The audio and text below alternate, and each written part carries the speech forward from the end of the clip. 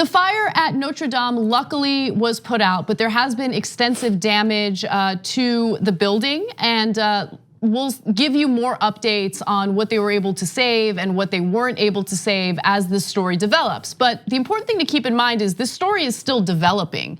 However, unfortunately, there are bad actors online who seem to be part of some concerted effort to spread misinformation about that fire. Now, at the moment, we don't know exactly what started the fire. We don't know if it was an accident. We don't know if this was arson, but that hasn't stopped people at InfoWars and other places from spreading misinformation. So for instance, InfoWars was among the first to baselessly claim the fire was set deliberately. The cause of the fire is currently unknown. InfoWars provided no evidence for its story except for a since deleted tweet from Chris Hale saying he knew a Notre Dame employee. Now that tweet again has been deleted and he's apologized and he completely regrets posting that tweet. But that wasn't the only example. A fake Twitter account impersonating CNN spread a hoax about the fire. So if you take a look at this image, the tweet said, CNN can now confirm the Notre Dame fire was caused by an act of terrorism. Of course, it was not caused by, well, we don't know. I just want to be clear. We don't know what caused it. So, of course, you're also seeing this type of nonsense and these hoaxes and conspiracy theories spread on the news as well. And I don't know if you can consider this news, but here's Glenn Beck, again, perpetuating stereotypes and spreading complete misinformation. If this was arson,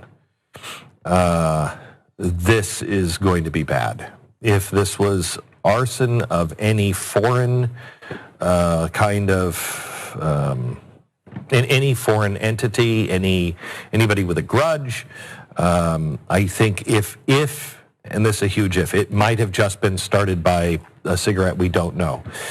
But if this was started by Islamists, I don't think you'll find out about it.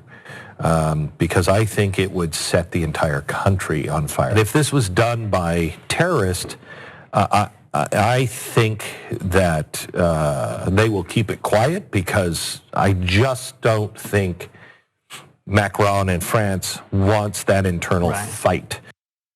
Oh yeah, because that's what's happened in the past with terrorist attacks in France.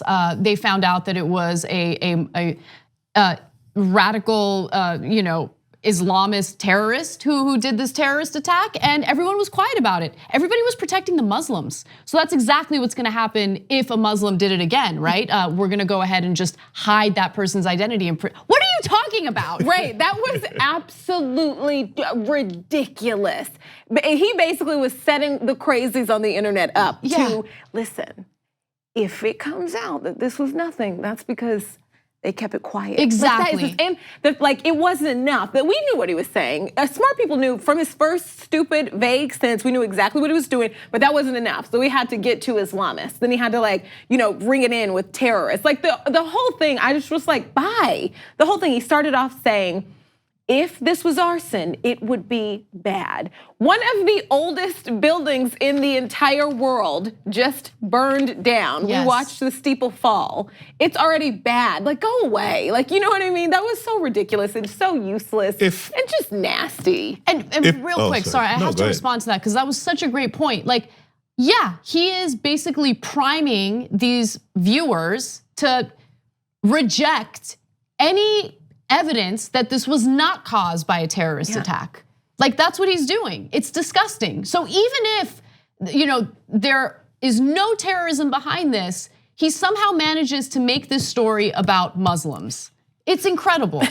If it's your house and it's arson, it's a terrible thing. Right. Let alone Notre Dame. They're finding out that there are intelligent people involved in this, and they said that there's been all kind of renovation work doing, and they're leaning toward it was an accident. Something happened. The thing about the subtlety is subtlety doesn't work on these idiots who follow these people. Right. That's the good thing. You got to say, the terrorists, and then we should have bombed Notre Dame with water from an airplane, President Trump said. It was the Mexicans in the caravan. That's why they're not here. They went to France and started fire. This America. I mean frames. And they're actually gonna play that, which is good. They're gonna play me saying that on Fox. So I got that going for me. You're talking about idiots. So don't give them that much credit. I know, but those idiots have influence. That's the thing that's terrifying. Because what they do is they stoke tension and fear, and people will carry out literal acts of violence against the Muslim community because they believe things that aren't true. Right, and that is the danger, and that is the leaders like Glenn Beck, the leaders of it doing it. But I just think the only way to combat these people is to not give them any credibility and treat their theories as a joke and it's ridiculous, as opposed to debating it like there could be any sense to it. I think the minute you start trying, the word debate shouldn't even be used with these clowns. Intelligence shouldn't be used. You just make fun of them because I know what you're saying, and you're absolutely right. The danger is the people who believe them and could get violent. But the more you talk about this with any credibility, then it really does grow. Then you start getting people who have to prove it wasn't an act of terrorism. Thanks for watching this free clip of the Young Turks. Don't forget to become a TYT member today. For more exclusive content, join now at tyt.com/join.